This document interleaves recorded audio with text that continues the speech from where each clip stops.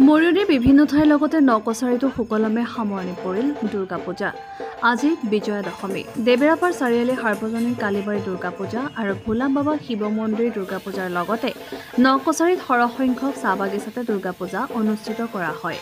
এইবাৰ দুৰ্গা পূজা ব্যতিক্ৰম ৰূপত আয়োজন কৰা পৰিলক্ষিত হয়। পূজা মণ্ডপসমূহৰ সন্মুখত জুবিন গাৰ্গৰ ফটো ৰাখি শ্ৰদ্ধাঞ্জলিৰ ব্যৱস্থা কৰে পূজা সমিতিসমূহে। সমগ্ৰ অসমতে এইবাৰ দুৰ্গা পূজাৰ বৃহৎ পৰিৱৰ্তন হোৱা দেখা যায়। পূজা মণ্ডপসমূহত পূজাৰ ভক্তি গীতৰ পৰিৱৰ্তে জুবিনৰ মায়াবিনী গীত বজাই তেওঁক শ্ৰদ্ধা জনোৱা হয়। দেবেৰাপাৰ চাৰিআলি আৰু ভোলা বাবা মন্দিৰত পূজা সমিতিক আমাৰ সাংবাদিকে লগ কৰি সবিশেষ বুজ লয়।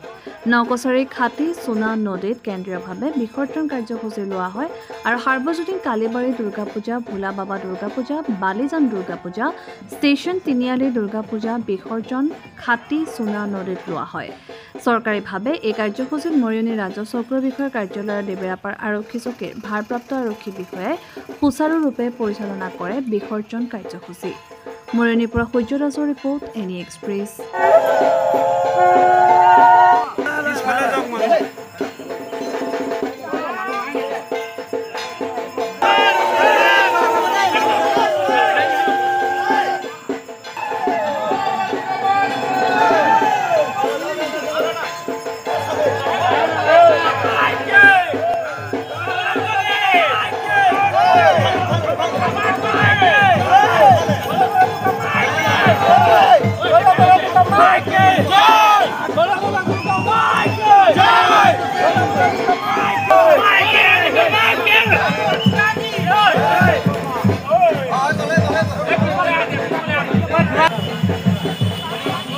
এবাৰ আপনাদেৰকে অবগত আছে যে আমাৰ কণ্ঠশিল্পী জুবিনদাৰ আমাৰ মাজত নাই।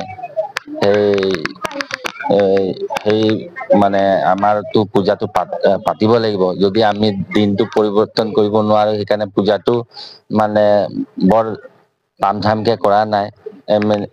সাধাৰণতে আমি যেনেকুৱা কৰো তেনেকুৱাই কৰিলো আৰু সকলো ধৰক ৰাইজৰ সহায় সহযোগ লৈ কৰিছো আৰু প্ৰসাদ বিতৰণ কৰিছো। আৰু আজি যিহেতু মাৰ বিদায় মানে বিজয়া দশমী, আজি বিজয়া দশমীৰ উপলক্ষে প্ৰথমতে মই সকলো অসমবাসী ৰাইজক বিজয়া দশমীৰ শুভেচ্ছা জনাইছো, আপোনাকো জনাইছো। আৰু বিজয়া দশমীৰ কথা হ'ল মানে অসত্যৰ ওপৰত সত্যৰ জয়। আৰু এই কথাই মানে মই ক'বলৈ বিচাৰিছো যে আমাৰ অসমৰ যিমান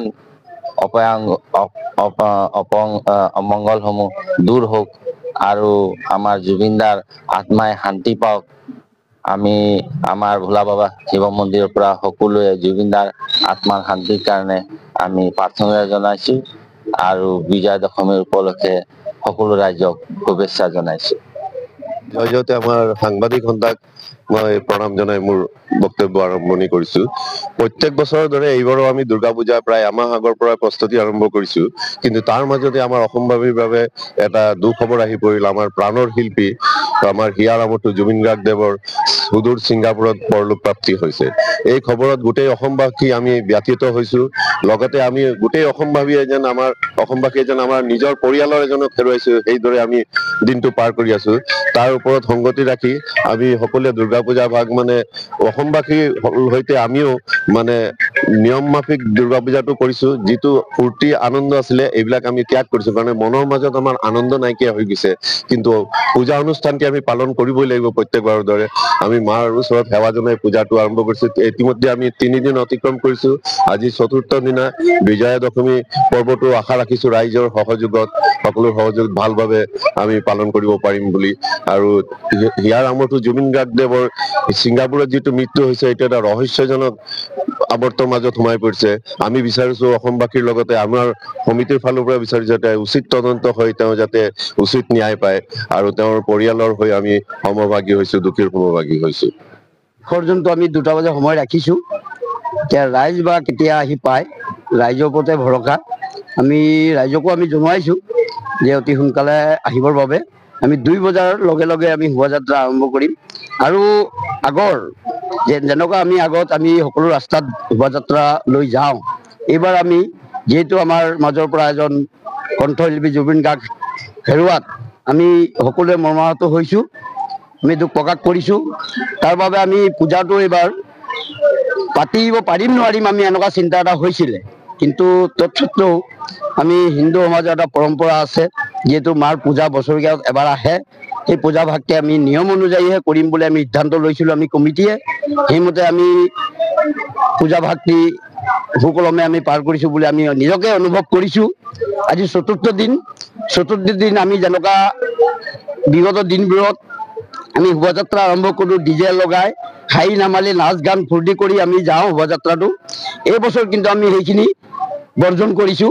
আমি সকলো ৰাইজক অৱগত কৰাইছোঁ যে এইবাৰ আমি পোনে পোনে আমি আমাৰ কালিবাৰী প্ৰাংগণৰ পৰা শোভাযাত্ৰা আৰম্ভ কৰিম। আমি বিসৰ্জন থলীলৈ পোনে পোনে আমি যাম বুলি চিন্তা চৰ্চা কৰিছোঁ। আমি সকলো ৰাইজকো জনাইছোঁ। ইয়াৰ পিছত আমি যেতিয়া আমি জুবিন গাৰ্গ ঢুকাইছে বুলি আমি শুনিলোঁ, আমি সঁচাকৈ মৰ্মাহত হৈছিলোঁ। সেই সময়ত আমি বিশ্বাস কৰিব পৰা নাছিলোঁ, যিহেতু পিছত আমি গম পালোঁ যে হয় কথাটো সঁচাই। কিন্তু মানুহ যেনেকুৱা জন্ম হ'ব এদিন মৃত্যু হ'বই লাগিব, আমি এইটো মানিব লাগিব। কিন্তু বহুত আগতীয়াকৈ যোৱাৰ বাবে আমি অলপ দুখ পাইছোঁ মনত। তেখেতৰ আত্মাৰ সদ্গতি কামনা কৰিছোঁ। পৰিয়ালবৰ্গকো আমি সমবেদনা জ্ঞাপন কৰিছোঁ। আৰু ইয়াত আমি শুনিবলৈ পাইছোঁ জুবিনৰ বিষয়ে যে বহুত কেৰুণ আছে। এই কেৰুণবোৰ আমি অসম চৰকাৰক আমি বিনম্ৰতাৰে অনুৰোধ জনাইছোঁ, যাতে আমি এটা উচিত ন্যায় তেখেতৰ পৰিয়ালে পায়, তাৰে কামনা কৰিছোঁ।